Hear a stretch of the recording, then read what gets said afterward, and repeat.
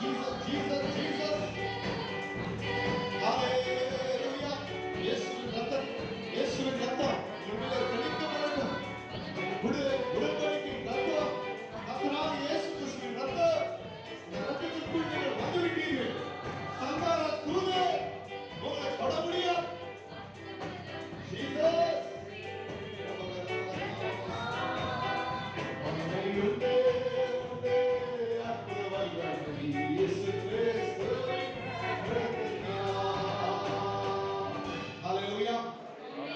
When the blood was sprinkled on the doorpost of the lintels, அந்த கர்த்தருடைய இயேசு அந்த வஸ்தாட்டுக்குட்டின் அந்த இரத்தமானது நிலைக்கால்களிலும் மேற்சட்டத்திலும் பூசப்படும்போது the angel of death will cross over. சங்கார தூதனானவன் கடந்து செல்லுவான். He will pass over. அவன் கடந்து செல்லுவான். And he will see the blood.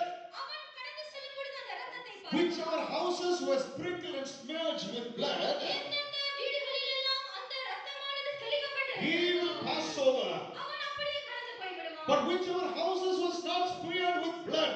எந்தெந்த வீடுகளிலே அந்த இரத்தம் பூசப்படாமல் He இருக்கிறதோ will enter with all authority. அந்த சங்கார தூதனானவன் முழு Nobody can stop the angel of death. அந்த சங்கார தூதனை தடுத்து நிறுத்த He முடியாது. may be a king or a prince. ஒருவேளை ராஜாவாக இருக்கலாம், பெரிய அரண்மனையின் அதிபதியாக He will இருக்கலாம். take the life.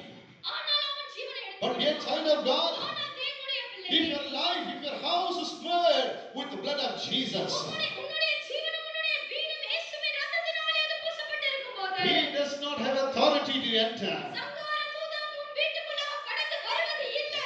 அவன் எகிப்தியனோ இஸ்ரவேலனோ அந்த ரத்தம் பூசப்பட்ட வீட்டுக்குள்ளே அவன் காணப்பட்டால் அவன் புறஜாதியோ இஸ்ரவேலனோ ரத்தம் பூசப்பட்ட வீட்டுக்குள்ள காணப்பட்டால் சங்கார தூதன் கடந்துதான் போக வேண்டும். அவன் அங்க உட்கார்ந்து அவன் எகிப்தியனா அவன் புறஜாதியா அவன் இஸ்ரவேலனா என்று பார்க்க மாட்டான். அவனால பார்க்க முடியாது. அவன் ரத்தத்தை மட்டும் தான் பார்ப்பான். ஹalleluya. ஏ child of God, தேவனுடைய பிள்ளையே எங்கிருந்து அதிகாரம் வந்தது? எங்கிருந்து வல்லமை வந்தது? இயேசுவின் ரத்தத்தினாலே பூசப்பட்டிருக்கிறோம். இயேசுவின் ரத்தத்தினாலே கழுவப்பட்டிருக்கிறோம்.